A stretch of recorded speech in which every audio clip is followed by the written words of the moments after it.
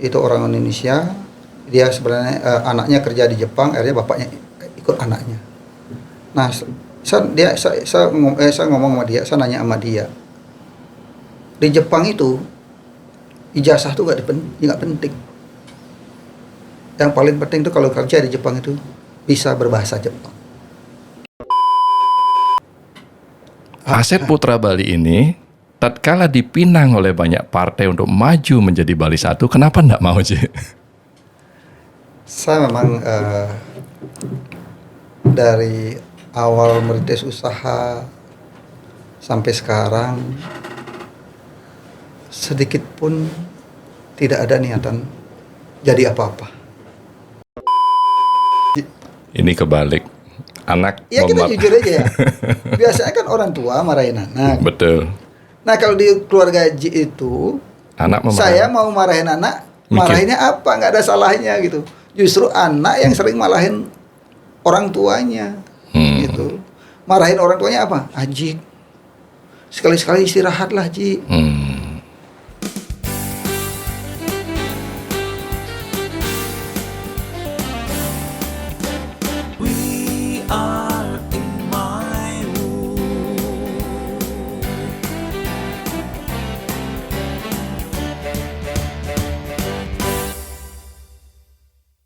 Bicara cerdas, ada solusi. Kehidupan merupakan perjalanan. Perjalanan, ada yang mengatakan itu adalah sebuah pelatihan, ada yang mengatakan itu menuju sebuah tujuan. Apapun tujuan, apapun pelatihan, ada akhir daripada suatu kehidupan. Karena dalam proses itu semuanya perlu perjuangan. Dan perjuangan, apakah kita bisa menikmati atau bisa dikatakan sebagai prajurit-prajurit yang berperang di medan perang yang tidak bisa dalam nuansa-nuansa nyaman. Kemana perjuangan dan kemana tujuan? Hari ini kita akan bicara dengan bintang tamu kita, yang kita ingin tahu tujuannya beliau kemana. Banyak hal yang sudah dilakukan, banyak hal sudah bermanfaat yang dilakukannya, dan banyak hal yang diharapkan kembali ke beliaunya. Siapakah beliau? Beliau adalah Aji Krishna. Terima kasih sudah diundang My Watch. Selamat datang, Ji. Selamat datang Di Laskar Keadilan. Penuh kesibukan, penuh pekerjaan, hadir ke sini kehormatan, Ji.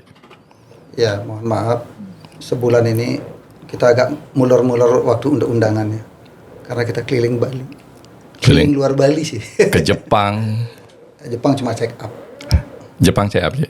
Selain check up, tentunya cari produk-produk yang bisa buat bawa ke Bali. Wow.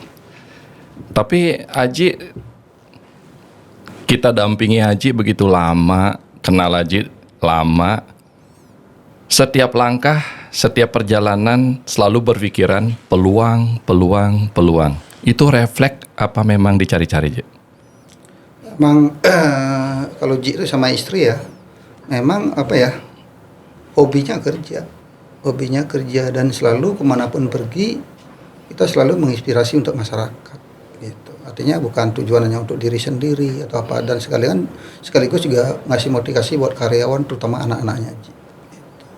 Hobinya kerja, Ji. Hobinya kerja. Ji sama istrinya Ji hobinya kerja. Sama. Tapi kita ngelihatnya Ji hobinya main-main dulu. Nggak ada. Touring, pergi sana, pergi sini, Ji. Ya, orang ngelihat, mungkin banyak yang ngelihat di media sosial, Ji, kapan healingnya sih? Kok selalu tiap hari kerja aja, pergi aja. Ya orang lihat di media sosial, perginya tuh kerja. Perginya kerja aja. Ya contoh yang minggu kemarin kita ke Jepang selama seminggu, orang biasanya kalau keluar negeri itu pasti lebih banyak berwisata, shopping atau apa. Kalau Ji itu ke Jepang tuh check up, selebihnya itu lebih nyari inspirasi produk-produk apa sih yang terkenal di Jepang. Nah ternyata di Jepang itu terkenal dengan siapa sih nggak tahu namanya banana Tokyo kan gitu ya. Nah di situ belanja beli beberapa produk camilan, kurang lebih mungkin ada 20 item camilan yang kita beli bawa ke Bali, dan sekaligus di situ kita nyari inspirasi. Nah begitu sampai Bali kita langsung jam 6 landing Bali, kita langsung meeting di pabrik kita meeting sama bagian chef yang buat kue, kita langsung kasih tahu bisa nggak buat packaging seperti ini dan kue seperti ini, tapi rasanya jangan ikuti rasanya di Jepang karena taste-nya kurang enak di Jepang, kita buat taste yang lebih enak dari Jepang gitu. Nah makanya besok kemudian kita udah buat review, buat produk contoh. Rasanya masih kurang dapat lagi dikit, harusnya hari ini ada sampel 2 sampai 3 produk camilan hasil dari hasil dari dapat inspirasi dari Jepang. Nah pengeluaran kita ke Jepang selama 1 minggu ya jujur ya kita habis mungkin kurang lebih 500 juta. Tetapi uang 500 juta saya harus bisa mengembalikan lagi dalam waktu 6 bulan. Caranya bagaimana? Ya beli produk di situ, kita bawa ke Bali, kita kembangkan di sini. Begitu kita kembangkan di sini, rasanya dapat, kita langsung produksi, langsung jual. Dalam waktu 6 bulan kembali kok. Dari penjualan kue yang kita jual di sini, hasil ilmu yang kita dapatkan dari Jepang itu saya yakin dalam waktu 6 bulan uang 500 juta itu akan balik modal. Dan bahkan saya dapat inspirasi lagi satu di Jepang. Saya melihat restoran di Jepang, restoran Indonesia ada 6 cabang di situ, sangat ramai. Saya ingin satu-satunya orang Bali akan membuka restoran di Jepang. Wow. Kita doakan sih. Modalnya modal keberanian. Modalnya keberanian. Iya. Kalau menurut Aji Krisna, cara melihat peluang itu gimana, Ji? Nah, saya nggak pernah merencanakan ya. Saya nggak pernah merencanakan begitu saya ke Jepang berdua sama teman. Nah, setelah itu di situ saya dapat inspirasi. Seolah-olah semua tuh instan, mengalir begitu saja. Loh, kok Jepang ramai banget sih? Di Jepang itu kalau saya lihat toko buka di situ jam 11, jam 8, jam 9 paling lambat udah tutup. Jam 8, jam 9 tutup. Malam, ya? Toko pada umumnya buka jam 11. 11 siang? 11 siang. Terus tutupnya ada yang jam 7, jam 8, jam 9. Artinya yang tutupnya itu enggak barengan semua. Nah, saya ngelihat di situ tempat makan tidak ada yang sepi. Bahkan orang makan di Jepang tuh jam 11 sudah antri. Antri bisa sampai 50 orang. Nah, di situ saya selama 1 minggu saya menikmati kuliner dan camilan yang ada di Jepang. Nah, hanya 2 yang saya lihat di situ paling ramai adalah makanan dan camilan. Tetapi paling namanya di Jepang kan pasti karena crowdnya begitu banyak, pasti kuliner paling banyak. Nah, di situ saya lihat ada makanan Padang. Di Jepang ada 6 tempat. Jepangnya di mana aja? Saya di Tokyo. Tokyo. Begitu saya lihat di situ orang sampai antre, saya aja juga nggak dapat tempat duduk. Ini gila. Ini omsetnya berapa? Makanan Padang, ya? Makanan Padang. Orang Jepang makan Padang? Orang Indonesia banyak makan di sana. Orang India aja saya lihat banyak makan di sana. Dan orang Jepang juga banyak. Dan ternyata makanan Indonesia lebih mahal dari makanan Jepang. Oh, berarti kan ini kesempatan buat saya nih. Loh, orang Indonesia aja berani buka di Jepang, masa orang Indonesia dari Bali nggak berani buka restoran di Jepang? Gitu. Wow. Jalan syukuri, nggak jalan pengalaman. Gitu kan? Kalau jalan bersyukurlah. Kalau nggak jalan dapat pengalaman. Semalam aja kan ditelepon sama siapa Muarar Sirait. Pak Muarar Sirait. Pak Muarar Sirait itu banyak punya restoran-restoran hebat di luar negeri, Ji. Saya juga belum tahu ya. Belum tahu aja ya. Saya belum tahu, dan beliau sangat baik. Dan kemarin saya ucapkan kepada Pak Muarar Sirait selamat mengemban tugas baru, dan nggak sempat dibalas, tetapi jam 1:30 malam beliau telepon saya pas saya lagi tidur. Karena beliau main bisnisnya ternyata, Ji, memang kuliner di luar negeri. Iya, belum tahu. Amerika, Eropa, di mana-mana, Ji, di Belanda, Swiss. Ntar sekalian saya tanyakan. Nah, di situ maksudnya, Ji. Ya, saya ada mengucapkan selamat juga kepada Pak Menteri, Pak Zulkifli Hasan, Ketua PAN, dan termasuk juga AMP, Letjen Putranto. Kita juga ucapkan selamat. Kemarin sama Pak Kodari juga kita udah ucapkan. Ya, tinggal ke Bapak Wakil Presiden. Kita belum. Mas Gibran. Iya. Ji kan udah sering dulu. Ya, kalau bicara Mas Gibran sebelum jadi Wakil Presiden saya udah kenal lama. Tapi sekarang beliau udah jadi Wakil Presiden, ya biarkanlah bertugas untuk Negara. rakyat dan negara. Kan? Berarti manggilnya tidak Mas Gibran lagi ya? Bapak Wakil Presiden. Bapak Wakil Presiden. Kita harus hormati beliau. Kita jangan ganggu beliau. Biarkan dia bekerja untuk negara kita. Ji sering saya dengar berkata ATM. Amati, tiru, M-nya apa, Ji ya? Amati, tiru, menjalankan. Modifikasi. Apa bilah? Motivasi ya, lebih ke motivasi. Itu yang Ji lakukan Jepang dengan melihat peluang tersebut, Ji. Amati produknya, packagingnya, tiru, dan modifikasi rasanya tidak harus sama. Ya, sama dengan ATK. Amati, tiru, kembangkan. Amati, tiru, kembangkan. Iya. Sesimpel itu, Ji. Ya karena dasarnya kita nggak sekolah.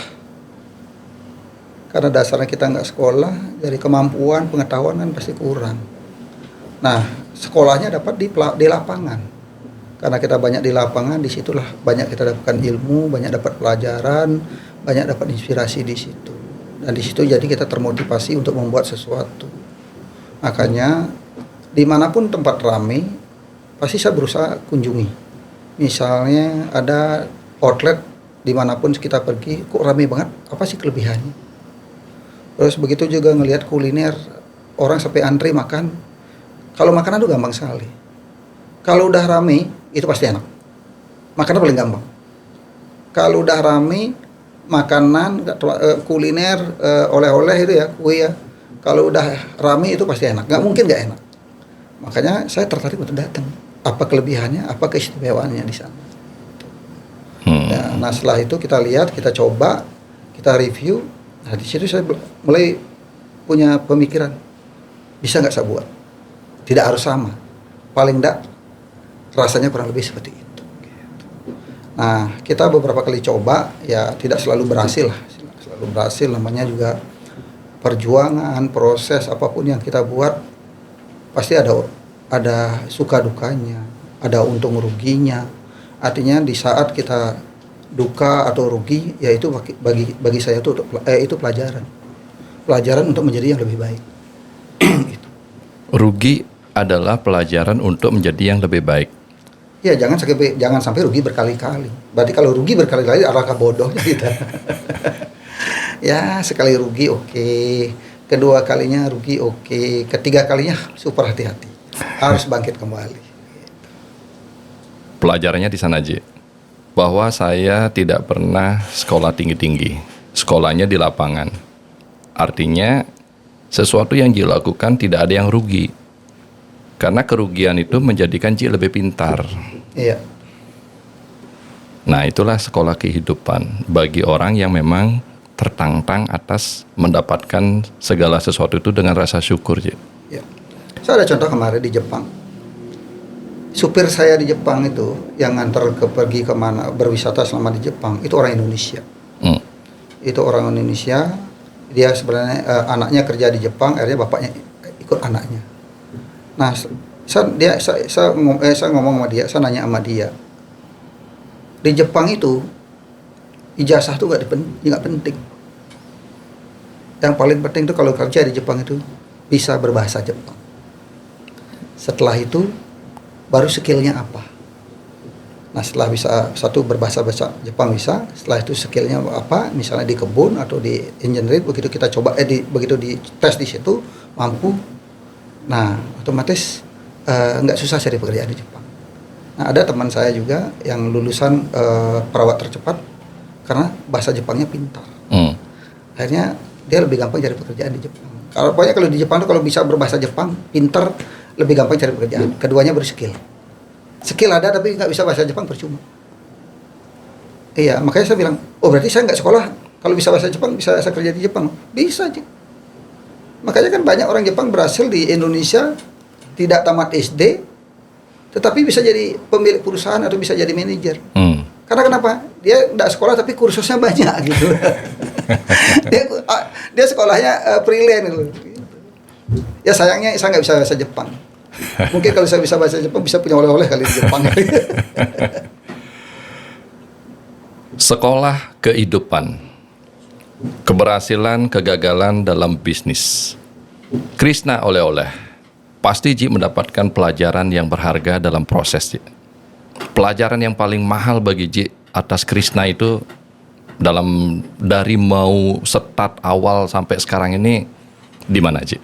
Dan solusi Aji keluar atas pelajaran atau permasalahan tersebut kira-kira gimana Ji? Selama hampir 18 tahun saya merintis usaha. Dulu kegagalan yang paling berat bom pertama. Ternyata ada yang lebih berat lagi di tahun 2020 COVID. saat COVID. Rasanya seluruh dunia mengalami itu. Sebelum-sebelumnya kegagalan sebelum bom itu bagi saya nggak terlalu berat buat saya. Tetapi kegagalan yang paling berat menurut saya adalah di saat COVID. Waktu COVID, mohon maaf Ji, Krishna punya kewajiban nggak di bank? Punya pasti. Punya pasti. Iya, di saat COVID 2020 itu yang kegagalan yang paling berat, yang bukan karena kita sendiri ya. Itu kehendak alam itu. Alam itu karena udah dari alam lah itu. Mungkin ujian buat dunia. Disitulah yang paling berat menurut saya, merumahkan 2000 karyawan. Dan beban bank udah pasti ada. Dan kalau COVID itu sampai 2 tahun, dinyatakan Krishna itu pilot. Gitu. Karena waktu itu manajemen minta meeting sama saya, dan di situ bilang manajemen, Ajik, kalau lebih dari 2 tahun, nggak usah lebih dari 2 tahun, 2 tahun kurang aja kita Krishna itu udah pilot. Nggak bisa membayar kewajiban, apalagi listrik. Karena listrik yang kita bayar setiap bulan juga sangat tinggi, termasuk juga karyawan masih ada yang kerja 500 orang. Nah, di situ kita agak berat. Nah, disitulah kita sempat meneteskan air mata, sedih. Tetapi saya salut sama istri saya, di saat pandemi pun dia tetap masih tegar. Ternyata saya sedih sendiri sebetulnya. Ternyata di balik itu istri saya sudah menyimpan cadangan untuk terjadi sesuatu untuk 2 tahun. Wow. Ya artinya kalau dikasih tahu di sebelumnya kan saya nggak sedih kan, nggak mungkin pilot itu. Ternyata istri saya udah punya simpanan untuk 2 tahun kalau terjadi sesuatu musibah kalau ada kendala-kendala di Krishna. Itu plan B dalam berbisnis ya. Istri sudah berpikiran demikian. Iya, saya sangat bangga sama istri saya. Selain pintar menabung, memikirkan untuk anak-anaknya, terutama juga karyawan. Di saat-saat situasi ekonomi lagi drop, istri sudah menyisihkan tabungan untuk karyawan dan termasuk anak-anak. Dan kedua, di saat pandemi, saya juga nggak tahu, istri saya tiba-tiba membangun sebuah rumah tanpa pengetahuan suaminya. Nah, saya juga pas setelah pandemi baru tahu ternyata istri saya punya tanah yang sangat besar dan membangun rumah untuk suami dan anak-anaknya. Wow, di mana aja? Itu pun tidak murah dan cukup fantastik harganya di daerah Tukat Badung. Ya, dan barusan sebelum saya berangkat ke sini,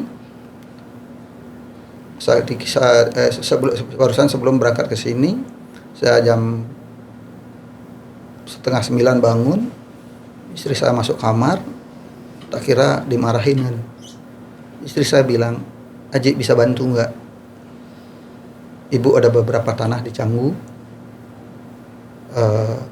kira-kira dia mau baiknya dibangun atau gimana? Oh ya, di mana aja gitu. Ada beberapa titik di Canggu. Oh iya. Dan saya sangat kaget. Ternyata istri saya diam-diam selama 18 tahun ini banyak punya aset tanah dan villa di daerah Canggu, Denpasar. Tanpa Ji ketahui. Saya salut sama istri saya. Artinya saya sekarang tambah semangat, semakin kuat, karena istri saya juga sangat kuat, dan sekarang anak-anak saya lebih kuat lagi. Karena anak-anak saya sekarang, anak pertama, kedua, ketiga udah ikut di perusahaan. Saya yakin, saya optimis perusahaan saya akan lebih kuat karena disupport oleh istri yang sangat luar biasa, dan termasuk juga support anak-anak saya yang semua berada di dalam perusahaan. Dan tentunya tidak terlepas juga dari doa-doa masyarakat dari seluruh Bali yang banyak mendoakan Krishna semakin berkembang. Karena apa yang saya dapatkan selama hidup saya, selama saya punya perusahaan dan hampir 18 tahun, ya sangat-sangat bersyukur. Boleh dikatakan artinya satu-satunya perusahaan orang lokal Bali yang boleh dibilang nasional, mungkin mendunia ya. Dan itu semua berkat dari doa masyarakat Bali.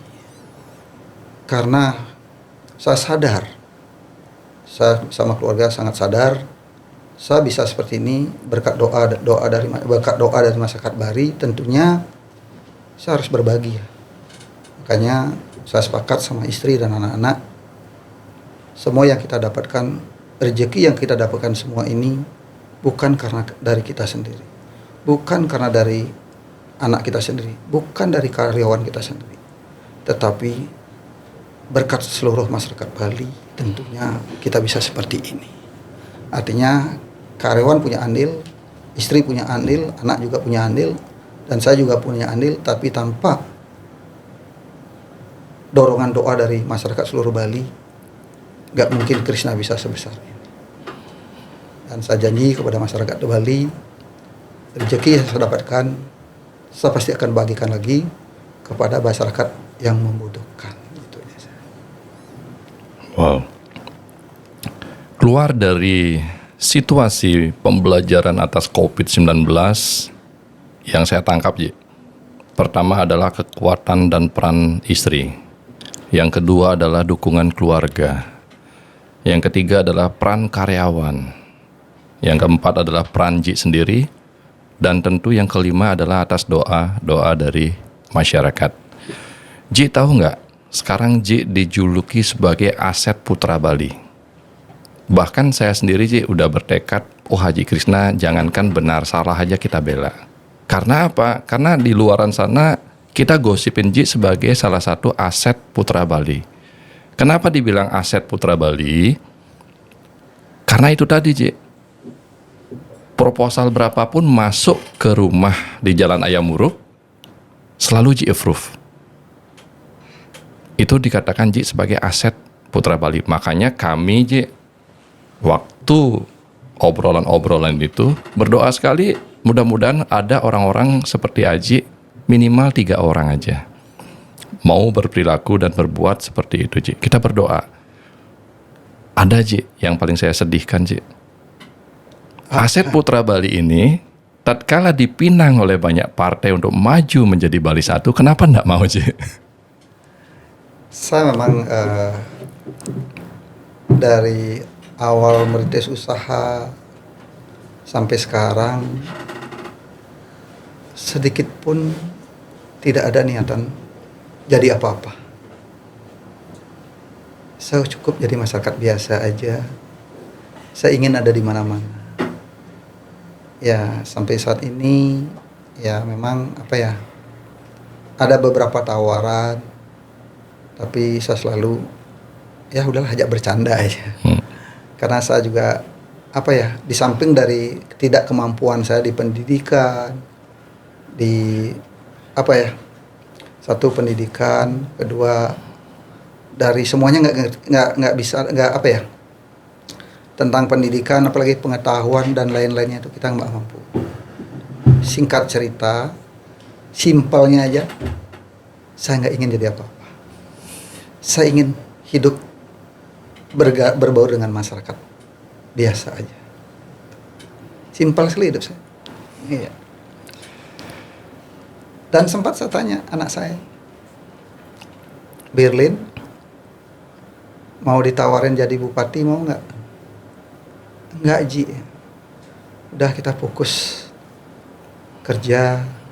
Begitu ada rezeki, kita bagikan lagi kepada masyarakat. Cukup begitu kita ada rezeki, kita memberikan, setelah itu kita lupakan. Ci, setiap bicara keluarga, istri dan anak, saya merasakan terharu dan kesedihannya, Ci. Apa arti dan peran keluarga bagi Ci ya? Mungkin karena kita lahir dari keterbatasan ya, yang dilahirkan begitu sangat miskin. Begitu saya nikah juga punya istri yang sederhana juga, artinya boleh dikatakan miskin. Nah begitu ada kesempatan, akhirnya saya kerja, ada rezeki, di situ kita jujur ya selama ini sering lupa sama keluarga, karena kita terlalu fokus kerja. Selama ini kerja aja terus, pagi siang malam kita kerja. Tapi kita belajar dari COVID, kita banyak perubahan setelah COVID. Artinya yang tadinya kita jarang pergi kemana-mana karena senang kerja, akhirnya kita lupa dengan keluarga. Nah di situ setelah COVID, justru yang sebagai kepala keluarga di rumah saya adalah yang seharusnya saya dan istri, justru kebalikannya. Yang jadi kepala keluarga di rumah saya itu ternyata anak pertama, Berlin. Berlin itu bagi saya adalah orang yang sangat hebat, udah melebihi dari orang tuanya. Dialah yang mengajar, anak saya lah yang mengajarkan saya untuk menjadi lebih baik dan ingat sama keluarga. Karena pesan anak-anak saya, uang sampai kapanpun dicari nggak akan habis-habisnya. Tapi kebahagiaan keluarga nggak akan bisa ketemu. Makanya harapan anak-anak, luangkan waktu untuk keluarga. Jadi setelah COVID, saya mulai mengatur waktu bersama keluarga. Ya paling enggak kalau nggak bisa sebulan sekali, 2 bulan sekali. Ya kalau orang julukannya kita suka pergi kemana-mana touring atau apa. Sekarang saya paling sebulan sekali atau 2 bulan sekali saya touring sama keluarga. Touring sama keluarga, 5 mobil. Tujuannya apa? Sambil manasin mobil. Kedua sambil berbagi kepada masyarakat. Ketiga kita pengen tahu bagaimana perkembangan di daerah Sebali ini. Gitu. Nah terus yang ketiga paling penting program sebulan kemudian kita nanti kemana ke kegiatan sosialnya. Gitu. Lebih misinya kita lebih ke sosial sama anak. Terharu saja. Biasanya anak yang susah waktu, biasanya orang tua yang susah waktu kepada anak. Tapi di keluarganya Ji ternyata anak yang susah waktu kepada orang tuanya. Dan ini pengakuan yang tidak biasa. Harusnya Ji menjadi kepala rumah tangga. Betul. Tapi ternyata Haji sadari bahwa Berlin menjadi kepala rumah tangga. Tidak ada seorang bapak yang berkata begitu, Ci, termasuk saya aja. Karena saya berkata jujur, saya nggak mau bohong. Begitulah kenyataan di keluarga saya. Berlin itu simpel sekali pemikiran. Berlin punya adik 3. Dia mengutamakan adik-adiknya daripada dia sendiri. Misalnya kalau ulang tahun atau kegiatan apapun, dia merelakan mengumpulkan uang demi adik-adiknya. Meskipun dia nggak dapat.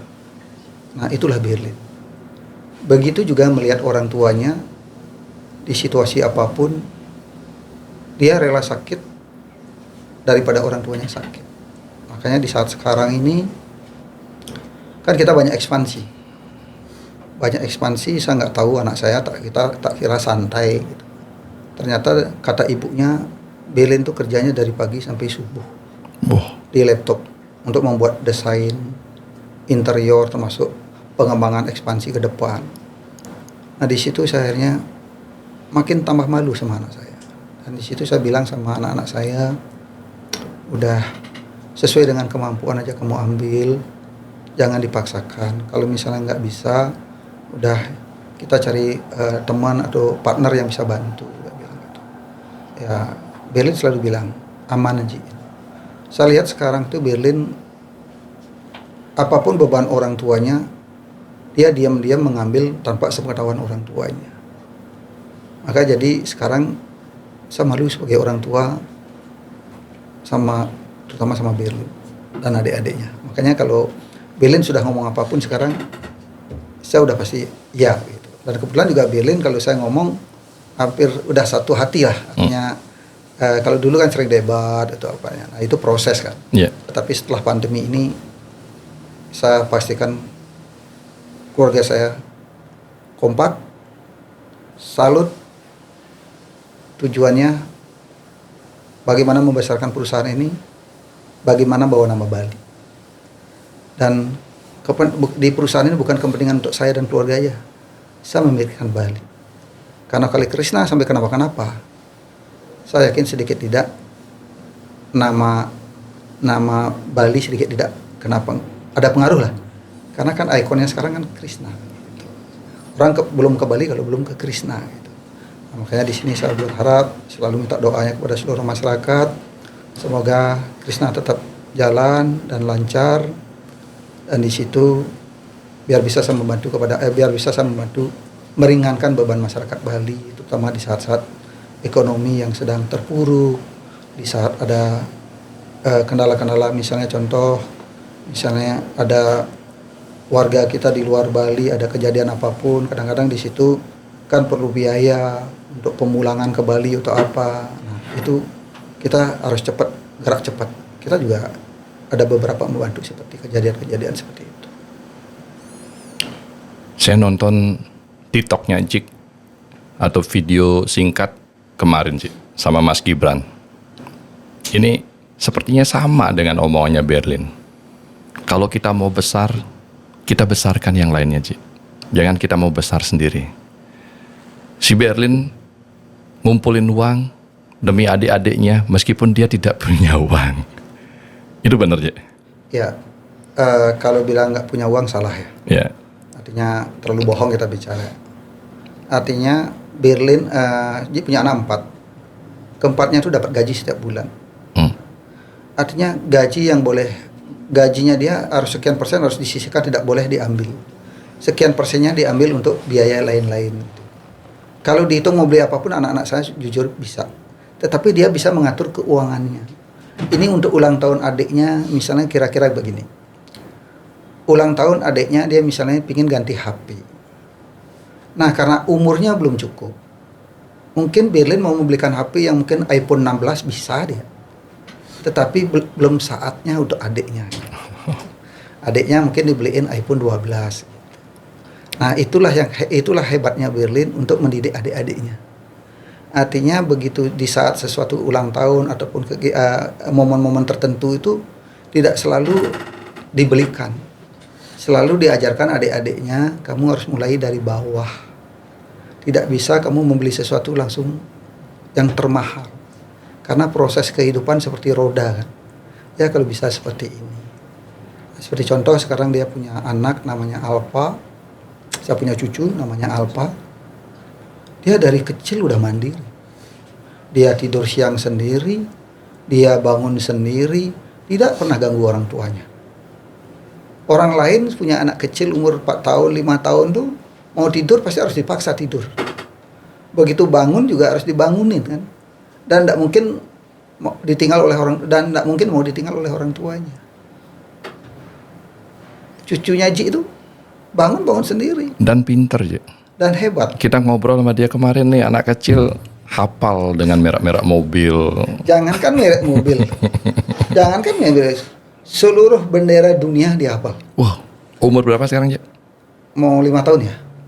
Pokoknya seluruh bendera seluruh dunia sebut aja dia hafal semua. Karena dia tiap hari dia belajar bendera di rumah. Tiap hari belajar menulis dan hanya bahasa Inggris dan bendera.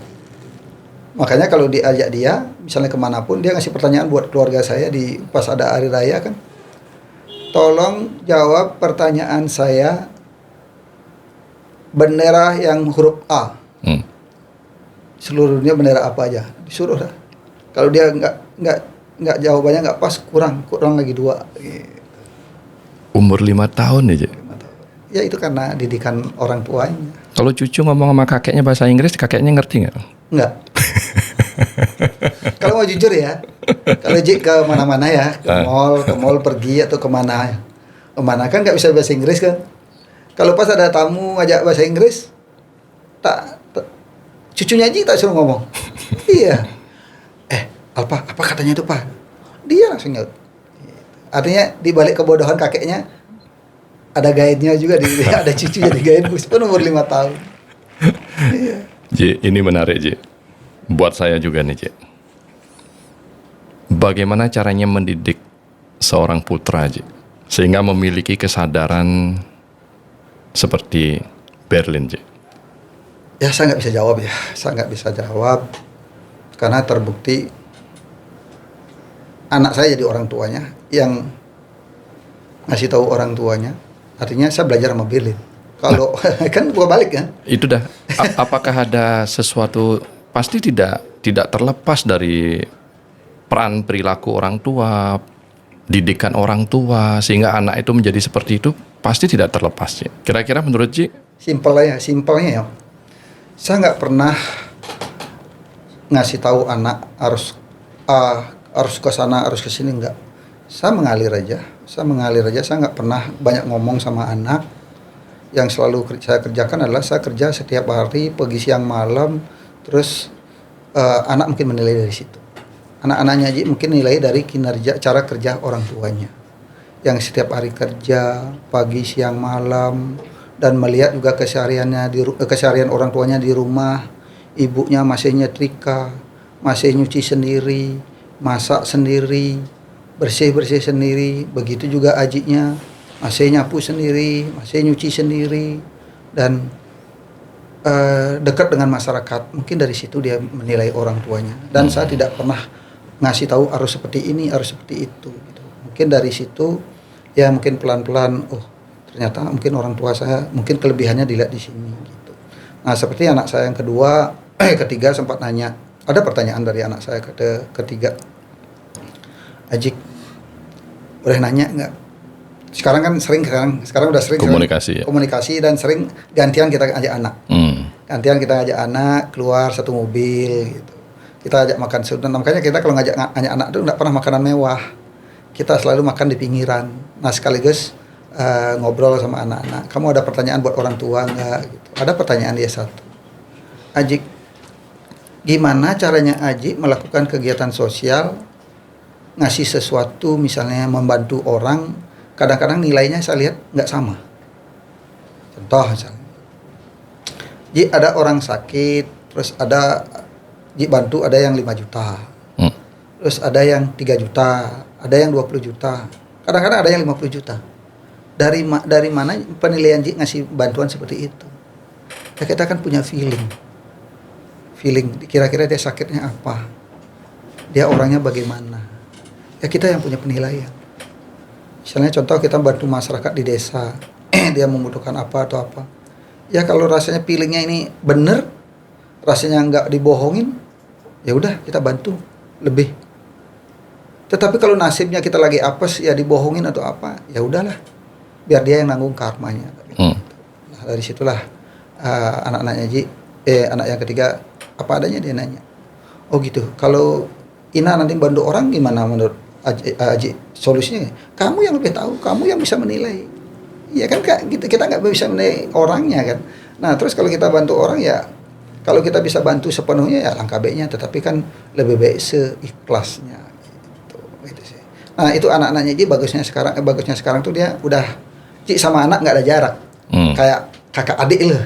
Nah, yang sering terjadi kan di sini anak sama orang tua terlalu apa ya? Anak itu takut sama orang tua. Berjarak. Gitu. Berjarak. Nah, di sini saya nggak mau ada jarak dengan anak.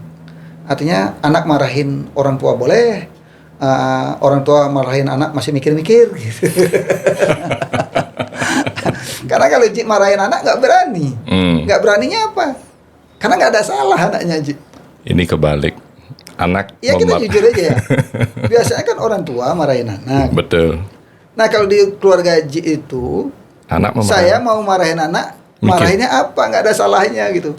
Justru anak yang sering marahin orang tuanya, gitu. Marahin orang tuanya apa? Ji, sekali-sekali istirahatlah Ji.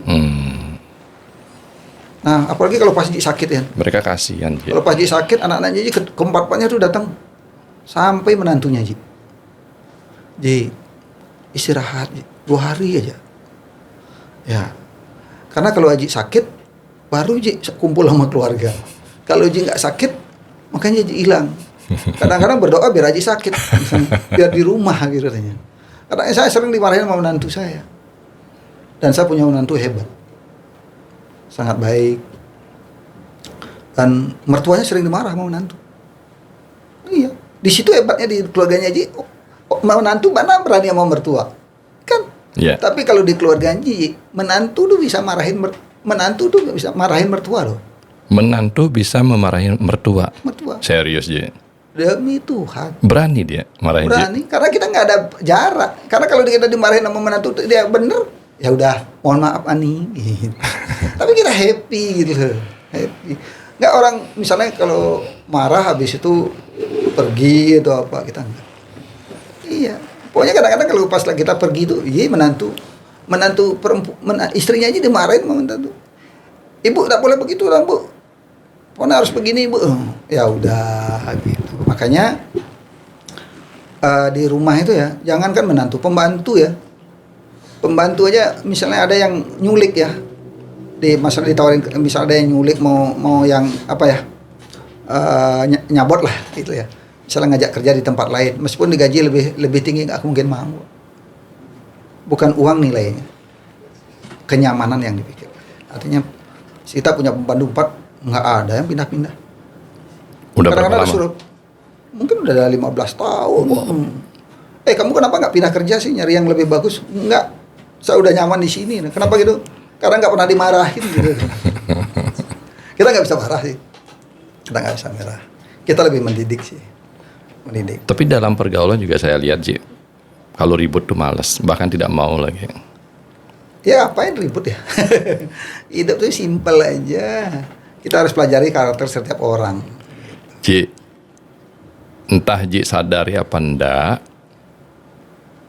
ada teori yang berkembang 5 tahun terakhir ini Ji.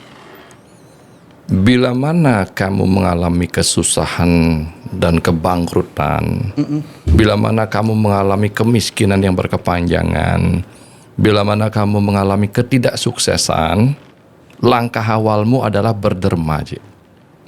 Berderma. Contoh? Punya uang 1 juta, dermakan 900.000. Iya, Ji. Itu 5 tahun terakhir, bahkan 7-8 tahun ini, itu diteorikan di seluruh dunia. Karena apa? Karena ternyata di dunia ini, Ji, bahwa logika kita atas sukses, pengaruhnya hanya 20%. Berkat kita atas di bawah sadar, itu pengaruhnya 80%. 80% ini adalah berkat yang kita dapatkan atas derma kita atau kebermanfaatan kita kepada masyarakat. Saya tidak tahu. Ji melakukan pendidikan kepada anak, saya tidak bisa jawab. Kenapa Berlin punya kesadaran tersebut? Mungkin melihat perilaku Ji dan lain sebagainya. Kalau saya menilai Ji ini kan apa yang saya dapatkan, saya bagikan kembali. Apa yang saya punya, saya bagikan kembali kepada masyarakat yang membutuhkan. Itu bentuk daripada teori tersebut, Ji. Jadi kekuatan di bawah sadar kita dimunculkan 80% atas berkat tersebut. Percaya nggak Gi dengan itu?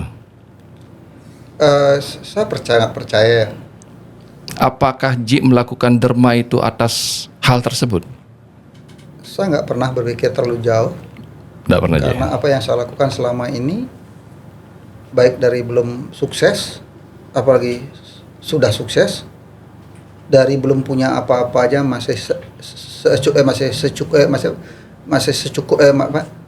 masih belum punya apa-apa, hanya cukup, kita udah bisa berbagi. Apalagi di saat sekarang seperti ini, ya makin semangat untuk berbagi. Dan apa yang selama saya lakukan ini adalah, saya nggak ada masukan dari orang lain, saya nggak dapat ilmu dari orang lain. Semua yang saya lakukan atas diri saya sendiri, kesadaran saya sendiri bersama istri. Nah makanya minggu lalu saya sama istri dan didampingi oleh beberapa manajemen saya bilang sama ibu, kita ingat kan dari awal kita nggak ada apa-apa. Buat usaha pertama untuk membangun aja dibantu oleh mertua dan adik-adik mertua. Untuk bayar tukang bangunan kan nggak bisa. Tapi syukurnya yang membantu membangun adalah mertua dan adik-adik mertua. Yang kedua, waktu saya kecil saya sering dikasih minta makan sama beberapa orang. Dan yang ketiga, di keluarga Ji kan tidak semua juga berhasil. Banyak yang susah. Kalau ibu sepakat, ibu punya keluarga, punya saudara, dan Ji juga punya keluarga, punya saudara, ponakan-ponakan, dan Ji juga masa kecil ada beberapa yang ngasih makan. Kita buat seadil-adilnya, kalau ada yang susah, tidak punya rumah atau tidak punya tanah karena dijual oleh ulah anaknya, kita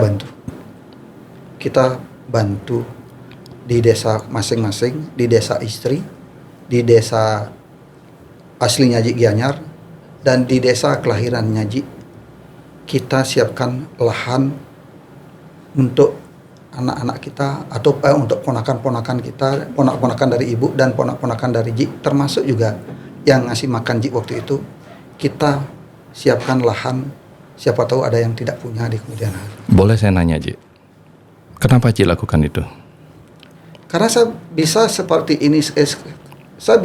ini sekarang bukan karena saya. Karena saya dibantu oleh mertua dan adik-adik mertua.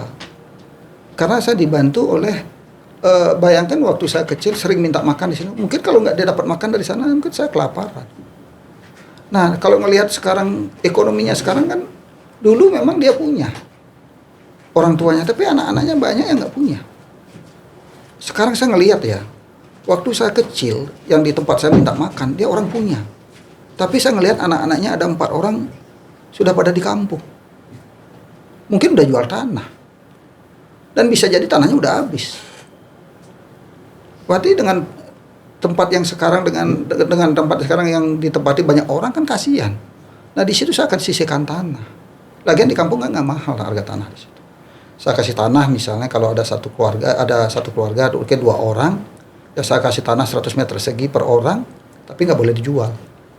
Saya kasih sertifikat tapi nggak boleh dijual, biar nggak dijual lagi sendiri. Iya gitu. Wow. Ya kalau bicara sosial, ya biar masyarakat yang menilai. Saya nggak bisa menilai diri sendiri. Silakan masyarakat yang menilai apa yang sudah saya lakukan untuk Bali. Ya saya tidak banyak bicara, tetapi saya sudah banyak melakukan. Sepenting apa Bali dan masyarakat di Bali dari sudut pandang Aji Krishna? Begini ya, saya sangat sadar dan saya sangat peduli dengan pemerintah. Dan saya sebagai pengusaha, saya tidak mau mengganggu pemerintah. Tetapi saya sebagai pengusaha, sayalah yang harusnya membantu pemerintah. Kalau semua orang merepotkan pemerintah kan kasihan. Karena program pemerintah itu semua bagus. Makanya alangkah baiknya kita sebagai pengusaha sadar kalau kita dapat rezeki, merasa kita diuntungkan di daerah bisnis, ya alangkah baiknya kita pedulilah dengan lingkungan, alam, dan segala dan lain-lain. Nah, makanya saya jujur, saya selama berusaha sampai saat ini saya sangat peduli dengan pemerintah. Saya tidak mengganggu pemerintah, tapi saya membantu pemerintah. Contoh, ada beberapa yang kita sudah lakukan, di mana ada Krishna, saya pastikan lingkungannya pasti bagus. Lingkungannya pasti bagus. Berdampak ya. Dan berdampak, dan masyarakatnya sedikit tidak pasti kejipratan rezeki. Amin ya. Kalau Haji Krishna ini kan sekarang udah ekspansi ke luar daerah Bali, Ji. Yogyakarta, Jakarta, Solo udah, Ji. Nah, kalau melihat ekspansi kita yang sudah baru 5 bulan ini jalan adalah Jogja. Jogja ya. Jogja, dan kalau Solo kita lihat sampai akhir tahun ini kemungkinan di 2025 kita arahnya ke Solo. Kalau Ji punya strategi tertentu untuk ekspansi keluar, Ji? Ya pastinya lah. Pasti, Ji ya. Pastinya, artinya gini. Kalau kita ekspansi, kalau membuat usaha sesuatu, membuat usaha, mengembangkan usaha, yang paling penting kan adalah lokasi. Iya. Sehebat apapun brand yang kita punya, kalau salah pilih lokasi pasti nggak jalan. Makanya yang sangat menentukan bisnis itu adalah lokasi. Kualitas produk, Ji? Ya, lokasi dulu. Oh, lokasi pertama. Setelah lokasi baru branding. Nah, setelah udah lokasinya dapat bagus, brandingnya dapus, branding kita punya, produknya bagus, ya udah pasti jalan. Dan yang paling penting adalah parkir, toilet juga. Nah, setelah lokasinya bagus, brandingnya udah bagus, baru outletnya.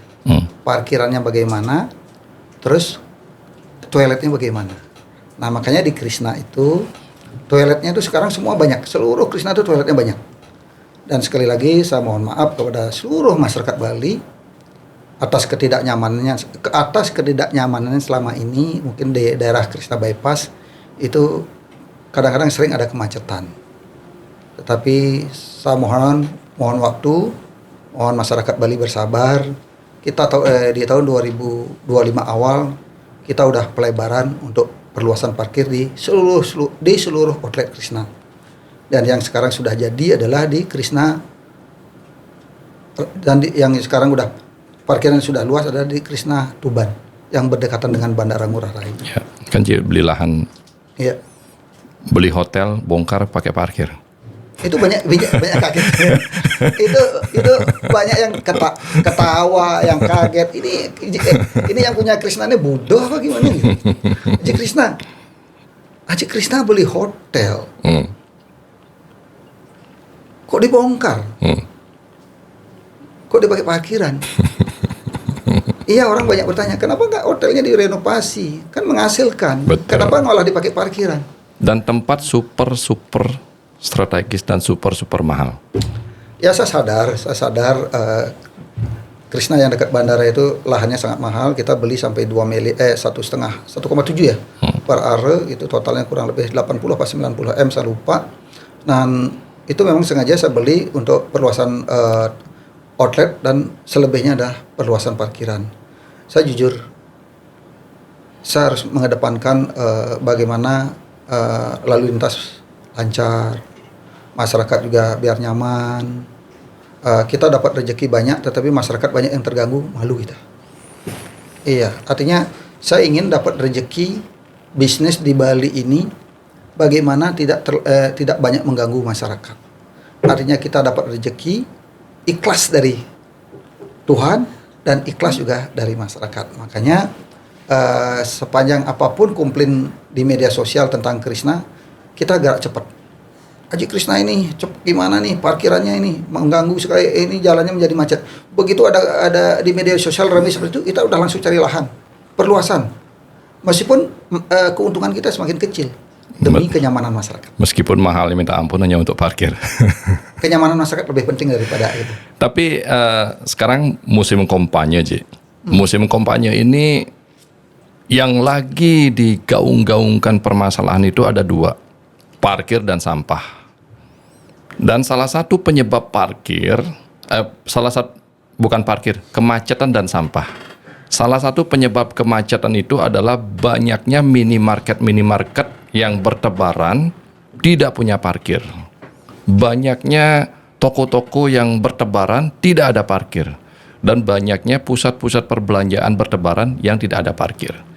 Kalau mental pengusahanya kayak Ji yang bersedia mengeluarkan uang banyak demi parkir, setidaknya mengurangi masyarakat. Mungkin gitu Ji ya. Ya, kalau sebenarnya gini, kita semua kesadaran dari diri kita sendiri ya. Peraturan di perizinan kan 30% harus fasilitas parkir. Fasilitas umum lah. Pasum. Ya, kalau Krishna sendiri udah lebih sebetulnya. Nah, makanya saya berharap juga biar ini pengalaman buat Krishna sudah parkir begitu luas saja masih terjadi kemacetan, apalagi yang tidak punya parkir. Kembali lagi kesadaran para pengusaha. Ya, kalau tidak kita yang sadar siapa lagi. Nah, makanya saya imbau kepada teman-teman pengusaha juga, ya kita harus aware lah kepada parkir biar tidak mengganggu ketertiban masyarakat. Ya, contoh seperti saya sangat sadar, saya sangat maklum sering terjadi kemacetan di Krishna Bypass, seolah-olah biang keladinya Krishna. Ya, kita akui. Tapi masih ada juga yang bikin macet gitu. Tetapi saya tidak mau menyalahkan orang lain, tetapi saya sadar diri. Saya pastikan awal tahun persiapan perluasan parkir. Biasanya yang bicara di sini adalah paslon yang memberikan program-program atas kemacetan di Bali. Ya. Akan tetapi di sini ada masyarakat yang mengatakan bahwa kemacetan itu diselesaikan atas sadar diri. Sadar diri sebagai pengusaha, sadar diri di jalanan, sadar diri. Sadar diri penting, Cik. Iya. Karena kita yang harus sadar diri. Nah, katanya kan kalau macet berarti kan ekonominya hidup. Iya. Ya, kalau saya bilang itu nanti saya dimarahin sama masyarakat Bali kan itu. Aji kan bisnis. Aji kan enak dong ngomong gitu. Makanya saya nggak berani ngomong itu.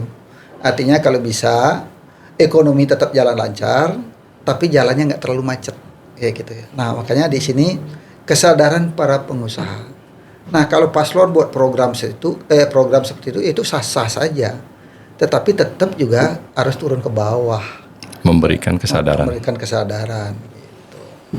Wow. Dan perizinan juga harus diketatkan. Harus sesuai 30% minimal. Sesuai 30%. Kalau nggak sesuai 30% fasilitas umum, ya izinnya nggak usah dikeluarkan. Banyak minimarket yang memang hanya jaraknya 1,5 meter dari jalanan keluar izin. Nah, saya nggak tahu. Saya nggak bisa komen. Ji, mendapatkan hasil daripada Krishna dikembalikan kembali kepada masyarakat. Keluarga Astongkare memiliki keluarga yang cukup hangat. Peduli kepada masyarakat di Bali atas kenyamanan dan ketentraman masyarakat di Bali dengan sadar diri. Menurut Ji, apa yang belum atas Krishna? Saya sering cerita juga sama anak-anak. Satu yang kita ingat, kita akan punya bos yang dulu, dan sempat juga udah ketemu sama anak-anaknya. Ya, kamu tetap harus bantu dia. Kalau situasi terjadi sesuatu, kalau mungkin ekonominya dia lebih susah, kamu bantu. Dan kita bicara untuk Bali, untuk ke depan. Kan bukan bicara sekarang aja. Saya udah pikirin untuk 30 tahun kemudian. Makanya seluruh outlet Krishna sekarang itu yang namanya kontrak kita udah perpanjang semua 30 tahun. Karena saya punya target mungkin 2 tahun 3 tahun lagi saya sepenuhnya perusahaan ini sepenuhnya saya akan serahkan ke anak-anak saya. Tapi sebelum perusahaan 2 tahun ke depan. Iya. Karena kan makanya per tahun 2024 ini seluruh yang namanya outlet Krishna yang masih kontrak itu kita udah perpanjang jadi 30 tahun. Yang harusnya perluasan kita udah perluas semua. Seluruh outlet yang ada di Bali semua udah diperluas dan renovasi. Karena saya 2 tahun kemudian 100% perusahaan ini saya akan serahkan ke anak-anak saya. Tetapi sebelum perusahaan ini saya serahkan ke anak-anak saya sebagai orang tua pasti udah punya wejangan buat anak-anak saya.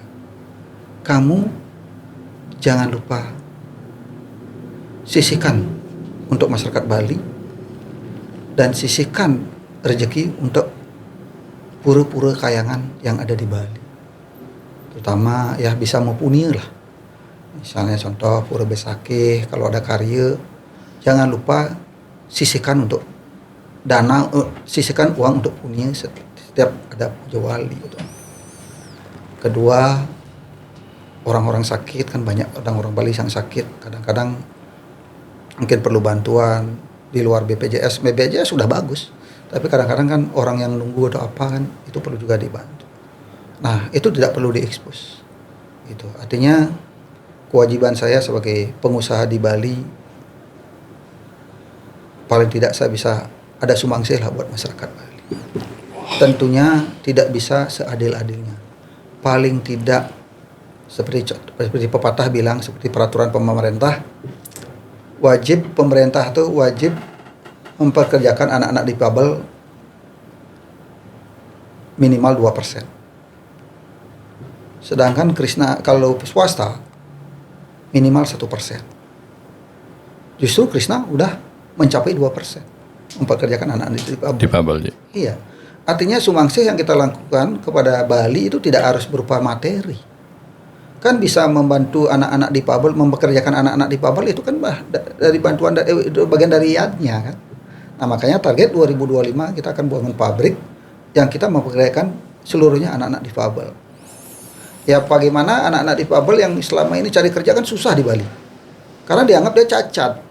Dia cari kerja ditolak. Terutama tunarungu. Beberapa kali dia kerja di tempat lain ditolak. Tetapi tahun 2025 nggak ada penolakan terutama anak-anak tunarungu untuk kerja di Krishna. Kita welcome untuk anak-anak tunarungu kerja di Krishna. Wow. Kembali kepada laptop. Berbagi. Setelah 2 tahun, Ji ngapain? Setelah diserahkan semuanya kepada anak-anak. Cita-cita saya simpel sekali. Apa itu, Ji? Saya ingin berkebun di kampung. Saya ingin pulang, saya ingin antara Gianyar atau Singaraja, artinya makanya di Gianyar itu perluasan 2,5 hektar. Belangsing aja? Iya, di Gianyar kita perluasan 2,5 hektar. Hari ini habis podcast, hari ini penanaman 2,5 hektar penanaman bambu. Wow. Terus yang di Singaraja perluasan minggu kemarin 3 hektar. Kan saya perluasannya hanya di tanah kelahiran di tanah asli. Karena setelah 2 tahun kemudian saya sambil berkebun sambil kerja di toko. Kan semua tempatnya di outlet kan. Iya, gitu artinya kerjanya santai lah, makanya kerja apa kontrol? Lebih kerja lah. Lebih kan udah anak-anak kan. Saya lebih berkebun makanya 2025 saya canangkan Krishna kembali ke alam. Bisnis Krishna itu kembali alam. Satu, budaya, adat, dan kearifan lokal. Nah, makanya lahan yang 2,5 hektar tuh bangunannya sedikit 30% bangunan, 70% adalah alam. Setinggi-tingginya bangau terbang akan kembali kepada sarangnya juga. Sama kayak Aji Krishna. Kemanapun berprosesnya dan pergi-perginya Aji dan apapun yang Aji miliki saat ini, mobil berlimpah dan lain sebagainya, tujuan terakhir kembali ke kampung halaman berkebun. Ada nasihat Aji kepada anak-anak muda yang lagi bergairahnya dan berambisinya dalam bisnis dan usaha? Selalu berkarya, semangat, dan berani.